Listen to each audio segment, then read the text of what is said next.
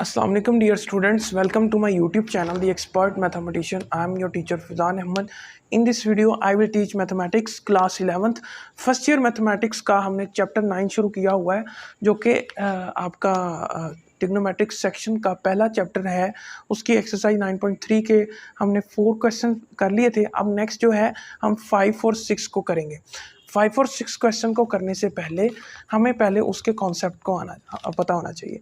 तो वो बेस करते हैं जी अलाइड एंगल पर। तो अलाइड एंगल के बारे में पहले थोड़ी सी बात कर लेते हैं, फिर हम क्वेश्चन को सॉल्व करते हैं। ठीक है जी। अलाइड एंगल क्या होता है?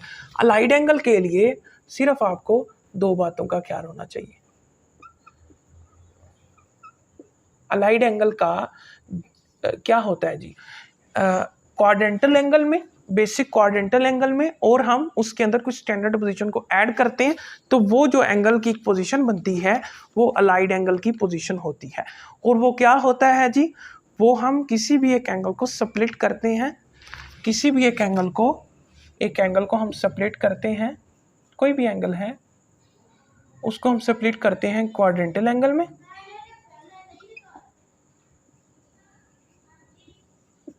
ठीक है, और हम स्प्लिट करते हैं उसकी स्टैंडर्ड पोजीशन में।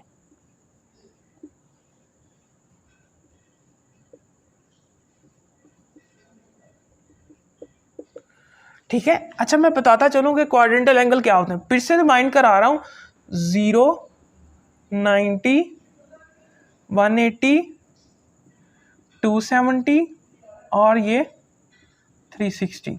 ये क्या है जी? ये क्वाड्रेंटल एंगल है। क्वाड्रेंटल एंगल भी दो एक्सिस पर लाई करते हैं। एक होता है जी एक्स एक्सिस। एक्स एक्सिस पर जो एंगल लाई करते हैं वो है जी 0, 180, 360 सॉरी, ठीक है। और वाई एक्सिस पर जो एंगल लाई करते हैं ये कौन से होते हैं जी? 90 और 270 डिग्री। इसको रिमाइंड करें पहले, ठीक है। अच्छा, अगेन फर्दर हमने बात करनी है स्टैंडर्ड पोजीशन की। तो स्टैंडर्ड पोजीशन चूंकि चारों क्वाड्रेंट के अंदर लाई करती है तो फर्स्ट क्वाड्रेंट में जो स्टैंडर्ड पोजीशन होती है वो होती है जी 0 से लेकर 90 से लेस, ठीक है। 90 और 0 के दरमियान थीटा जो भी लाई करता है वो फर्स्ट क्वाड्रेंट की स्टैंडर्ड पोजीशन होती है। इसी तरह क्वाड्रेंट 2 में जो स्टैंडर्ड पोजीशन होती है वो होती है जी 0 नहीं, ये होता है 90, ठीक है, और ये 180 से लेस। और जो थर्ड क्वाड्रेंट की स्टैंडर्ड पोजीशन होगी वो होती है जी 180 से लेकर 270 तक। क्लियर? अच्छा, अगेन फोर्थ क्वाड्रेंट की जो स्टैंडर्ड पोजीशन है वो क्या होती है जी? 270 से लेकर 360 तक। इसको रिमेंबर करें ताकि हम क्वेश्चन को आगे सॉल्व कर सकें। क्या होता है जी स्टैंडर्ड पोजीशन? अब मैं यहाँ पर एक डायग्राम के थ्रू आपको बता रहा हूँ। यहाँ पर देखिए ज़रा, ये है जी 90, ये है जी 0, ये है जी 180 और ये है जी 360, ठीक है। फर्स्ट क्वाड्रेंट में जो भी एंगल लाई करेगा वो क्वाड्रेंटल एंगल जो होंगे वो यही होंगे, 1, 2, 3, 4, सॉरी यार ये 270 है, दिस इज 360, ठीक है।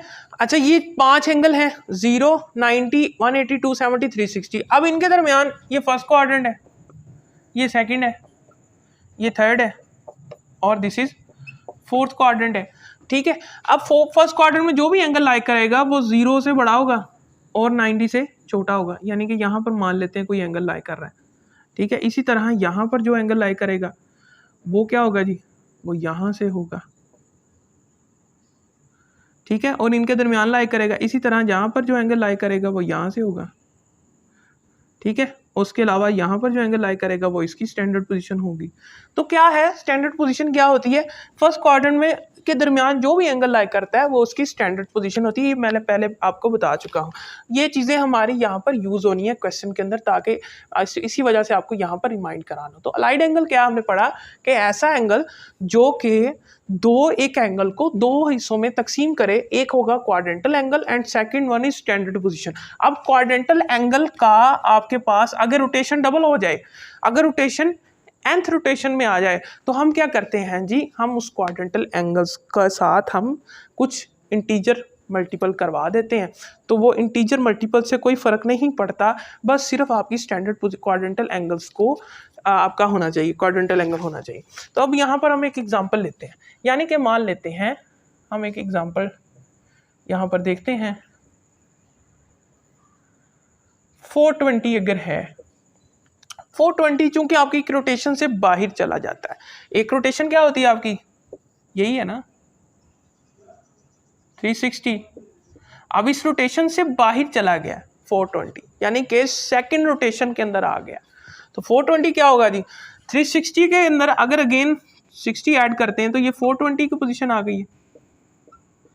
ठीक है, अब 420 चूंकि एग्जैक्ट पोजीशन पे कौन सा है, वो 60 की पोजीशन है, यहाँ से डायग्राम से पता चल रहा है। लेकिन अगर ये वैल्यू थाउजेंड्स में आ जाएगी तो फिर कैसे देखना है, फिर हमने 360 पर उसको डिवाइड करना है।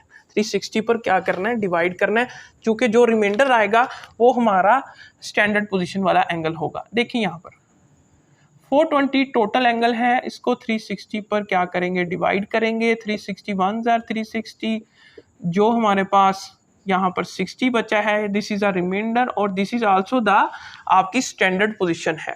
यानी कि क्या किया हमने, 420 को किस तरह तोड़ा, हमने 1 को मल्टीप्लाई कराया 360 के साथ, उसमें हमने प्लस कर दिया 60, ये क्या बन गया, ये आपका अलाइड एंगल बन गया। हमने क्या किया, इस एंगल को क्वाड्रेंटल एंगल्स के साथ किसी भी इंटीजर मल्टीपल करवाया और उसके अंदर हमने एक स्टैंडर्ड पोजीशन को ऐड कर दिया, चूंकि जो हमारा रिमाइंडर आएगा इसको फाइंड करने का तरीका यही है।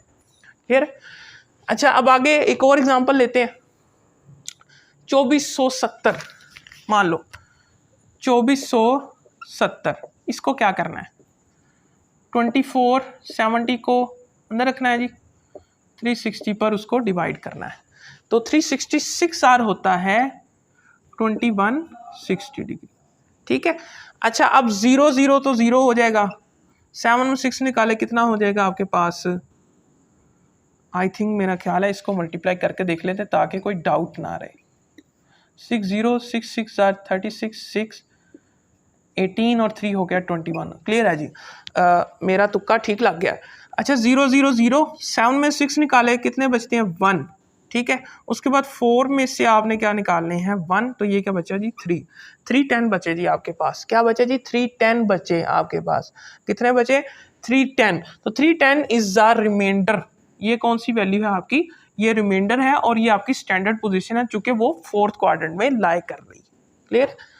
अच्छा अब क्या किया, 2470 को क्या किया जी, 6 के साथ मल्टीप्लाई कराया 360 को और प्लस कर दिया उसके अंदर 310, तो ये 2470 आपके पास क्या हुआ है, ये बन चुका है।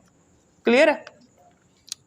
अच्छा अब आगे आपके जहन में आ रहा होगा कि 310 की अगेन स्टैंडर्ड पोजीशन बनाई जा सकती है, वो हम आपको बताते हैं कि अगेन आप 310 की भी स्टैंडर्ड पोजीशन बना सकते हैं, किसी भी एक क्वाड्रेंट में आप उसको तोड़ सकते हैं।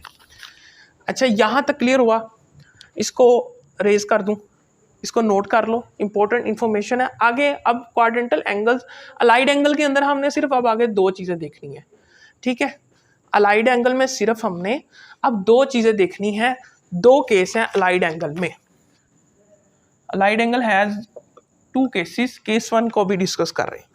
केस 1 क्या होता है, केस 1 वो है जब कोई quadrantal angles, when quadrantal angles are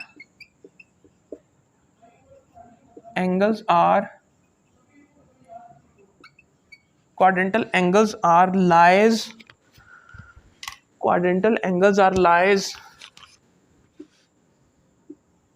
on x axis. जब क्वाड्रेंटल एंगल x एक्सिस पर लाई करते हैं तो क्या होगा, साइन की रेशो, अगर मान लेते हैं कि हम साइन की रेशो फाइंड आउट करना चाह रहे हैं, साइन क्या फाइंड आउट करना चाह रहे हैं, लगभग हम 420 को फाइंड आउट करना चाह रहे हैं, वही मिसाल ले लेते हैं जी। ठीक है, 420 फाइंड आउट करना चाह रहे हैं साइन की रेशो के साथ 420 एंगल। तो 420 को मैंने अभी बताया था क्या कैसे करेंगे जी, 420 को हम डिवाइड करेंगे 360 के ऊपर, 360 से क्या होगा 1000, तो ये क्या आपका जो रिमाइंडर बचा, this is a standard position of this angle. अच्छा क्या होगा जी 360 इंटू 1, इसको हम कैसे लिख सकते हैं, साइन 360 इंटू 1 प्लस क्या होगा जी 60 डिग्री।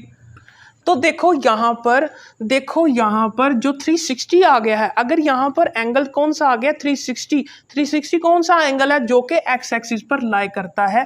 मैंने अभी जो बोर्ड रेस किया उसमें मैंने आपको बताया था कि एक्स एक्सिस पर 3 एंगल लाई करते हैं, 0, 180 एंड 360, और रेडियन में क्या होगा 0 pi radian and 2 pi radian. तो 3 एंगल लाई करते हैं। अगर ये 360 आ जाएगा, अगर ये 360 आ जाएगा तो फिर क्या होगा, फिर सिर्फ यहां पर 60 डिग्री एंगल ही लेंगे, ठीक है, हमेशा 60 डिग्री एंगल ही लेंगे, और इसके साथ जो साइन की रेशो होगी वो साइन की ही रेशो आ जाएगी, because of these angles are lies on X axis.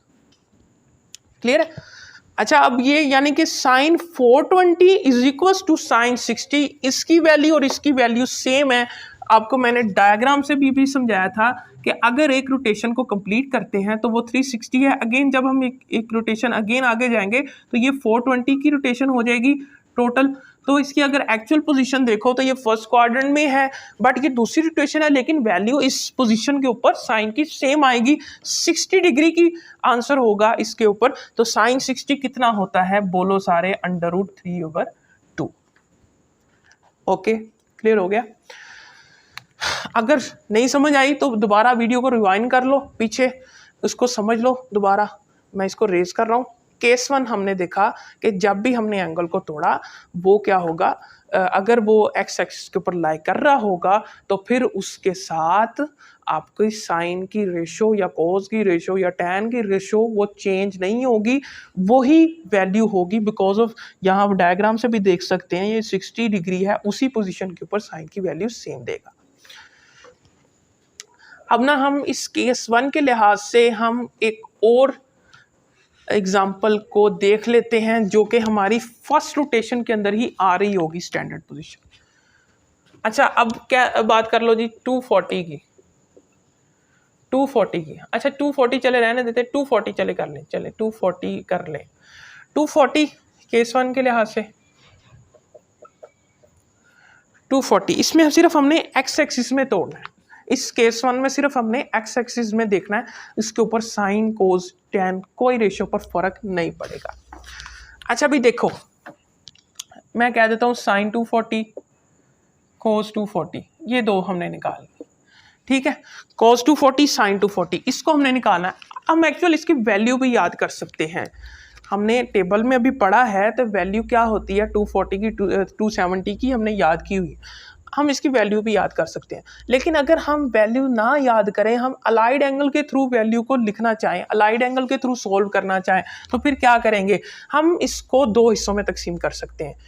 हमने देखना है 240 की एक्चुअल पोजीशन क्या होती है। 240 की पोजीशन ये होती है,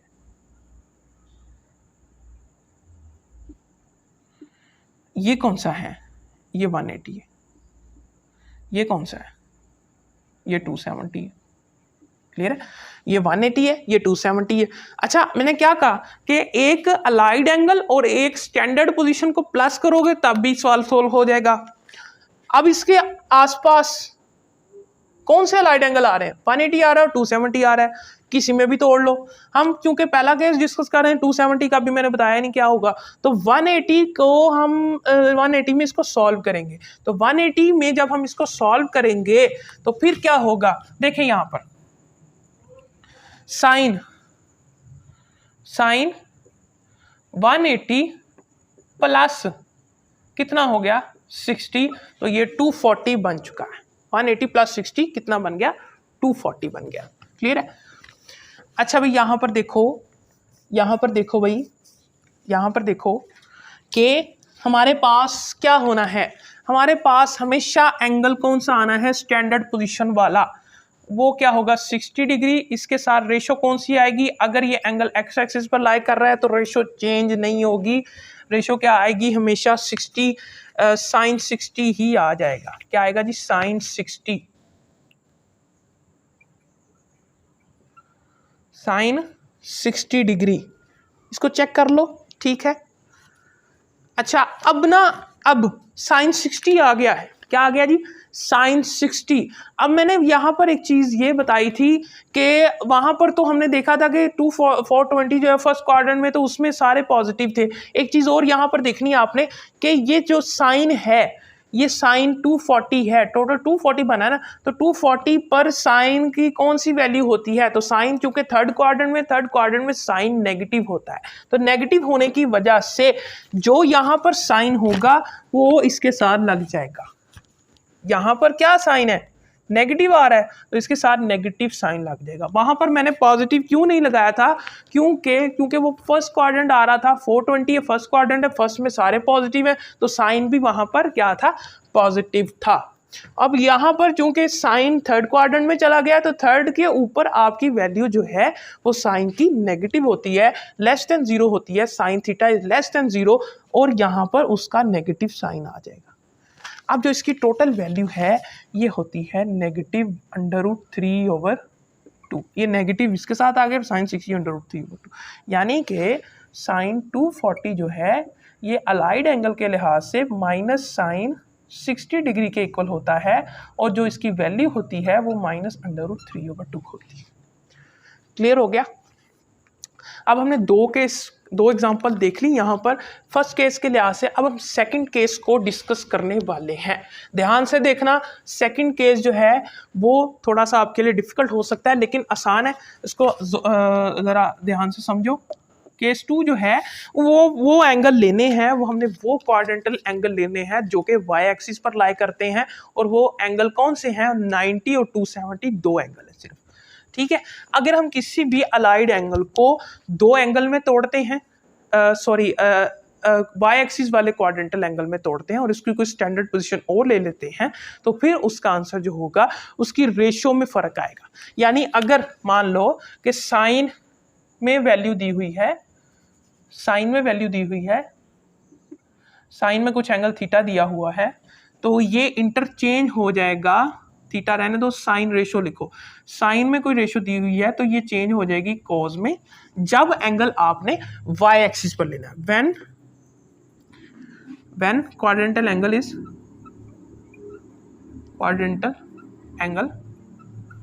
लाइज ऑन वाई एक्सिस। जब क्वाड्रेंटल एंगल वाई एक्सिस पर लाइज करता है तो सिर्फ आपने ये चीज का ध्यान रखना है कि साइन की रेशो आप चेंज करेंगे, इंटरचेंज करेंगे। इंटरचेंज का मतलब होता है कि अगर कोस आ जाए तो वो साइन में चेंज हो जाएगा, अगर साइन आ जाए तो वो कोस में चेंज हो जाएगा। दोनों तरफ एरो को इसी वजह से बनाया। अब यहाँ पर सीकेंड जो है ये इंटरचेंज करता है कोसीकेंड के साथ, और उसके अलावा टैन जो है ये इंटरचेंज करता है कॉट के साथ। क्लियर है? ये इंटरचेंज करता है कॉट के साथ। अच्छा भाई, यहाँ पर एक चीज और देखो कि अगर एंगल वाई एक्सिस पर लाई कर रहा है, वाई एक्सिस पर एंगल कौन से लाई करते हैं? मैंने अभी बताया 90 और 270 डिग्री वाला। ठीक है, तो हम एक एग्जांपल वो ही लेते हैं जो हमने 240 की ली थी, साइन 240। ठीक है, साइन 240 का अगर मैं एग्जांपल लिया था, हमने अब क्या किया था? साइन 240 की पोजीशन को बताया था कि वो पोजीशन ये होती है। हमने क्या किया था? 180 में तोड़ा था, लेकिन अब यहां पर हम उसको 270 में तोड़ते हैं। उस एंगल को हम 270 में स्प्लिट अप करते हैं, क्योंकि हमने वाई एक्सिस का देखना है, केस 2 को डिस्कस करना है। तो साइन 240 जो है ये हमारे पास, हम इसको स्प्लिट करेंगे 270 -30 करते हैं तो साइन 240 के इक्वल आ जाएगा, यानी कि sine 240 is equal to sine 270 -30 degree. ठीक है, -30 डिग्री।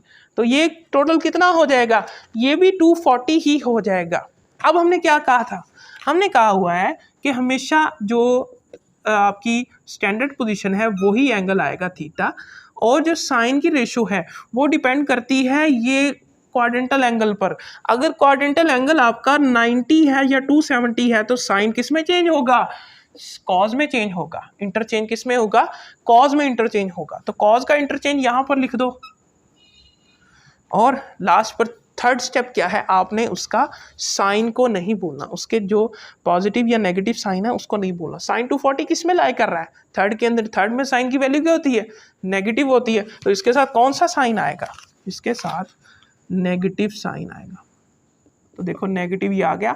cos 30 की वैल्यू होती है √3/2, तो ये वही वैल्यू आई आपकी जो हमने यहाँ पर साइन 240 की 180 के लिहाज से उसको स्प्लिट अप किया था, तो उसकी वैल्यू यहाँ पर जो आई थी वही हमारी क्या हो जाएगी, cos 30 की वैल्यू हमने 270 से उसको स्प्लिट करके देखा तो वही आएगी। cos 30 में कॉस्ट अगर अपने y एक्सिस पर अगर क्वाड्रेंटल एंगल लेते हैं तो सिर्फ क्या करना है, इस बात का ख्याल रखना है कि साइन इंटरचेंज होगा cos में, सीकेंड को सीकेंड में होगा, अगर सीकेंड है तो कोसेकेंड आ जाएगा, अगर कोसेकेंड है तो सीकेंड आ जाएगा, अगर कोट है तो टैन आ जाएगा, टैन है तो कोट आ जाएगा। और last step, this is a very important step, last step के अंदर क्या देखना है कि जो एंगल ये वाला है ये किस पोजीशन पर है और इस पोजीशन पर उस रेशो का क्या वैल्यू होती है, उसका साइन यहाँ पर लगा देना।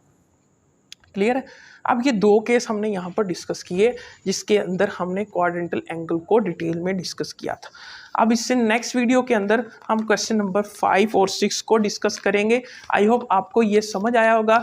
अगर आपको कोई इसमें डाउट है तो नीचे कमेंट सेक्शन में आप पूछ सकते हैं। ठीक है। एक इम्पॉर्टेंट अनाउंसमेंट है कि अगर आपको इसके नोट्स चाहिए, हेल्पफुल हो सकते हैं आपके लिए नोट्स, तो वीडियो के नीचे यहाँ पर नंबर चल रहा होगा, आप वहाँ पर जाकर नोट्स को देख सकते हैं, आप पता कर सकते हैं कि नोट्स आपको किस तरह प्रोवाइड होंगे, क्राइटेरिया सारा आपको बता दिया जाएगा। व्हाट्सएप का नंबर है। तो अगर आपको वीडियो अच्छी लगी हो तो लाइक करें, कमेंट करें, शेयर करें और मेरे चैनल द एक्सपर्ट मैथमेटिशियन को सब्सक्राइब करें और बेल आइकन को ज़रूर दबाएँ ताकि आपको हमारी लेटेस्ट अपडेट और वीडियोज़ मिलती है। मिलते हैं अगली वीडियो में, तब तक के लिए मुझे इजाज़त दें। अल्लाह।